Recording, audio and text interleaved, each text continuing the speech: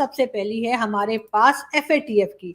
बिल्कुल जी, आप जैसा कि जानते हैं कि बहुत दिनों से कहा जा रहा था कि पाकिस्तान FATF की ग्रे लिस्ट से बाहर निकल जाएगा। वैसे कहने वाले तो ये भी कहते हैं कि FATF की ग्रे लिस्ट से ज्यादा पाकिस्तान को ग्रे से ज्यादा खाकी लिस्ट से निकलने की जरूरत है। अब ये खाकी लिस्ट पता नहीं किसको कहते हैं। ये बाजवा साहब की पिक्चर क्यों लगा दी। हमाद अजहर को मुबारकबाद दी और कहा कि जी मुबारक हो, आपकी मेहनत रंग ले आई और हम जी FATF की ग्रे लिस्ट से बाहर आ गए हैं। और हाँ, मुझे मालूम है हम बाहर नहीं आए, तो मैंने कहा क्या, मैं तो ये कह रही हूँ कि ये लोग कह रहे हैं कि सब बाहर आ गए। अब ये लोग कहाँ से कौन सी ग्रे लिस्ट से बाहर आए, ये तो इनको ही पता होगा, मुझे तो नहीं मालूम। मैंने तो हर बात का ठेका नहीं ले रखा आपको बताने का। लेकिन हाँ, ये हमारे जो मिनिस्टर्स और हमारे प्राइम मिनिस्टर और फॉर्मर प्राइम मिनिस्टर और प्रेजेंट प्राइम मिनिस्टर और फॉरेन मिनिस्टर और आर्मी चीफ, हर तरफ से मुबारकबादियां ठगड़क ठगड़क ठगड़क आ रही है। और कहा ये जा रहा है कि FATF की जो टीम है वो अक्टूबर में आएगी यहाँ पे, मतलब आएगी यहाँ पे, कोई नान छोले खाएगी और इसी किस्म के कुछ खाने वाने खाएगी हमारे यहाँ जो बनते हैं पाकिस्तान के। और उसके बाद वो हमें बताएंगे कि हम FATF की ग्रे लिस्ट से बाहर आ रहे हैं या अभी हम वहीं आराम कर रहे हैं। मैं करते थे और ये सारी चीजें इमरान खान करते थे तो उनकी पार्टी के लोग भी अजीब अजीब बातें करते थे, जिसमें फिरदौस आशिक अवान भी किसी से पीछे नहीं रही। ये पहला दौरा था जिसमें वो भिखारी बन के नहीं, वो इस कौम का फख्र बन के गए थे। दिन थे और बड़े अच्छे दिन थे जब अभिनंदन आए और चाय पीकर चले गए पाकिस्तान से, और बार बार कहा गया कि जी अभिनंदन को तो हमने चाय पिला के भेजा है। लेकिन अब अगर कोई आया इंडिया से तो भाई अपनी चाय खुद लेकर आना। जब इतना बड़ा आप लोग जहाज लेकर आ जाते हैं, इतना बड़ा फाइटर जेट लेकर आ जाते हैं, तो 2-4 पैकेट चाय के भी रख लिएगा उसके अंदर।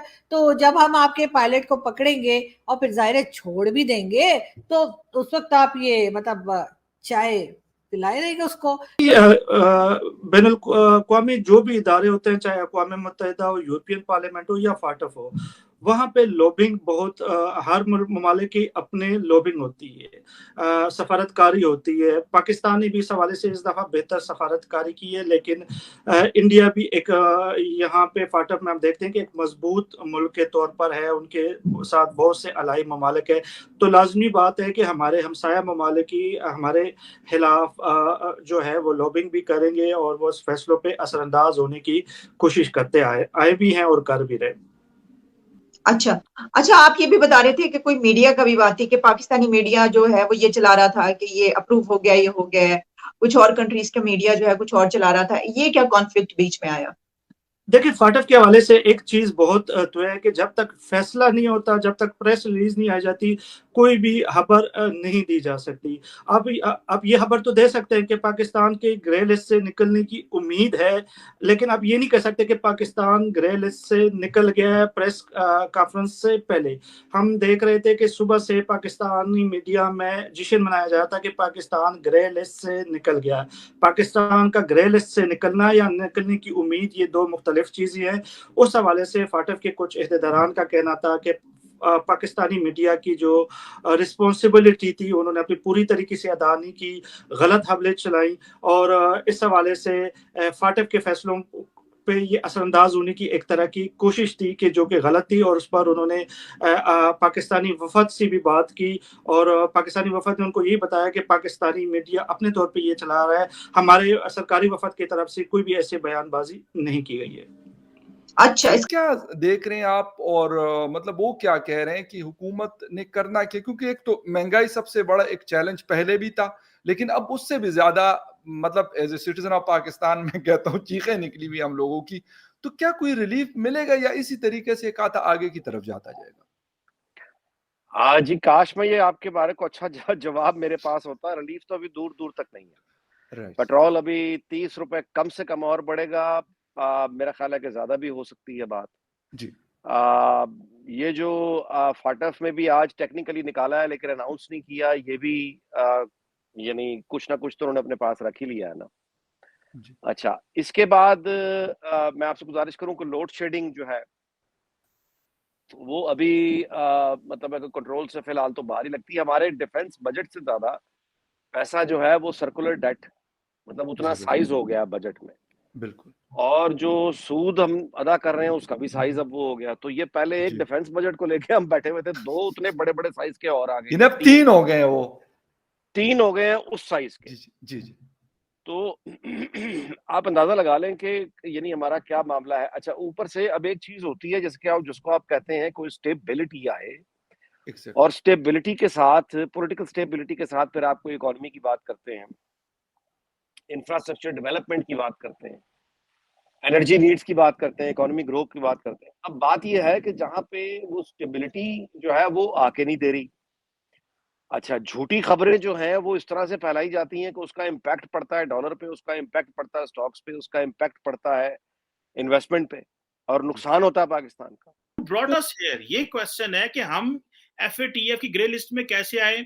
ये एंटी मनी लॉन्ड्रिंग के जो रिलेटेड लॉज हैं, टेरर फाइनेंसिंग के जो लॉज हैं, ये 2 बेसिक पॉइंट थे जो जारी बात है सारा टाइम पाकिस्तान को हॉन्ट करते रहे। 2018 से लेके 4-5 साल गुजर गए और आप इमेजिन करें कि पाकिस्तान को तकरीबन $38 बिलियन से ज्यादा का नुकसान हुआ है। इन टर्म्स ऑफ हमारी जीडीपी ग्रो बेहतर कर सकती थी, हम बहुत ज्यादा तरक्की कर सकते थे, लेकिन क्योंकि हमारे सारे का सारा बैंकिंग रिजीम जो है वो आउटडेटेड था, हमारी सारी की सारी जो फाइनेंशियल अपरेटस है उसके ऊपर क्वेश्चन मार्क लग गया। क्योंकि हम जो है वो, अगर आप पाकिस्तान में कोई पैसा आ रहा है या पाकिस्तान से पैसा जा रहा है तो जो बैंक से वो ज्यादा टाइम लेते थे। और जिस तरह आपने अपने सवाल में भी नेहा कहा कि हम जो है वो किसको क्रेडिट जाता है, अब तो वो सब ने लेजिस्लेशन में हिस्सा लिया। जाहिर बात है जिस तरह जो इंटरनेशनल इश्यूज होते हैं, अब एफएटीएफ की ग्रे लिस्ट में आना और उससे निकलने के लिए आपको जो लेजिस्लेशन चाहिए वो पार्लियामेंट ने करनी है। तो पार्लियामेंट वो क्यों लेजिस्लेशन ना कर सकी? तमाम स्टेक, ये समझता हूं, मैं समझता हूं पाकिस्तान की सियासी इशराफिया की ये नालायकियां हैं कि जिसकी वजह से हम जो है इस ग्रे लिस्ट में इतनी देर रहे। और हमारे अदारों को भी सोचना है। देखिए, पाकिस्तान जो है वो UN security council resolution 1267 and 1370 और 1373 समथिंग जो सिक्योरिटी काउंसिल रेजोल्यूशन है जो हाफिज सईद के ऊपर था, कि उनके ऊपर चार्जेस थे कि भाई वो उन्होंने जो है वो एंटी मनी लॉन्ड्रिंग लॉज में वो उनको क्यों नहीं पकड़ा गया, या टेरर फाइनेंसिंग में हमने उनको पकड़ा तो क्यों सजाएं नहीं दे रहे। तो क्वेश्चन तो ये है कि हम इतनी देर उनको जो हाफिज सईद को सजा ना दे सके, उनके लोगों को सजाएं ना दे सके, जिसकी वजह से पाकिस्तान ने सफर किया। एक वक्त था हमने जहाज कश्मीर में शुरू किया और फिर एक वक्त आया कि हमने कहा जी अब जहाज हम नहीं कर रहे, तो जो वहां पे जो माजी में वो ग्रुप्स जो वहां पे ऑपरेट करते रहे उनका मुस्तकबिल क्या होगा, उन लोगों को कैसे हमने मेन स्ट्रीम करना है, या सजाएं देनी है, या क्या करना है। तो मेरा ख्याल है कि पाकिस्तान की पॉलिटिकल लीड हो या पाकिस्तान की स्टैब्लिशमेंट हो, सभी कंफ्यूज थे।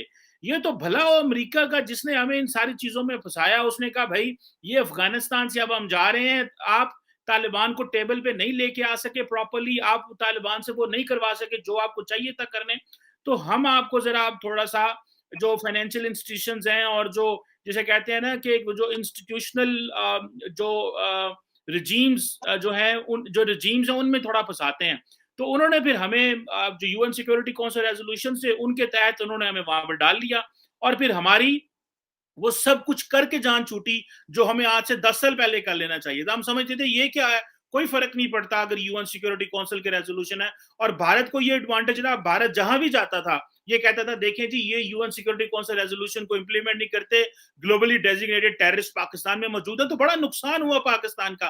क्वेश्चन तो ये है कि इस सवाल का भी जवाब दिया जाए कि क्यों, कौन थे वो लोग या किन किन लोगों की नालायकियों की वजह से इन लोगों को सजाएं ना हुई और पाकिस्तान को नुकसान हुआ। और जैसे मैं पहले कह रहा था अरबों डॉलर का नुकसान हुआ, हमारे बैंक्स पूरी दुनिया में ऑपरेट न कर सके। रिसेंटली आपको पता है कि अमेरिका में न्यूयॉर्क के अंदर आई थिंक पाकिस्तान के एक नेशनल बैंक को पेनल्टी पड़ी है। सो हमें अपने जो बैंकिंग सिस्टम है उनको अपग्रेड करना है। और जो जिस तरह दुनिया में बैंकिंग सिस्टम चल रहा है, ट्रांसपेरेंट है, ट्रांसपेरेंसी है, अकाउंटेबिलिटी है, मेरिटोक्रेसी है, ओपननेस है, ये लेके आनी पड़ेगी तब जाके दुनिया हमारे साथ काम करेगी। हम तो जब भारत दुनिया के साथ कारोबार कर रहा था, क्योंकि वहां पे तो कोई उस तरह की दहशतगर्दी की वेव नहीं थी और पाकिस्तान दहशतगर्दी की जंग लड़ रहा था, तो हम तो बहुत पीछे रह गए हैं, तो हमारे पास तो कोई चॉइस नहीं है। सो इसका जो क्रेडिट है नेहा, मैं समझता हूँ वो मिलिट्री एस्टैब्लिशमेंट को भी जाता है, क्योंकि वहां पे उन्होंने सुनने में आया कि डायरेक्टर जनरल मिलिट्री ऑपरेशन जो है वो इस सारे प्रोसेस को देख रहे थे, आर्मी चीफ बाजवा डायरेक्ट इसको देख रहे थे। लेकिन पॉलिटिकल क्लास को भी क्रेडिट जाता है जिन्होंने सारी लेजिस्लेशन की। लेकिन मेरा ख्याल है एक फाइनल क्रेडिट जो है वो इंटरनेशनल सिस्टम को जाता है, एफएटीएफ को जाता है, जिसने हमसे ये सब कुछ ठीक कराया। अगर वो ना करते तो हमसे चीजें ठीक नहीं हो रही थी, बल्कि मैं कह रहा था, मैंने पढ़ा आई थिंक कहीं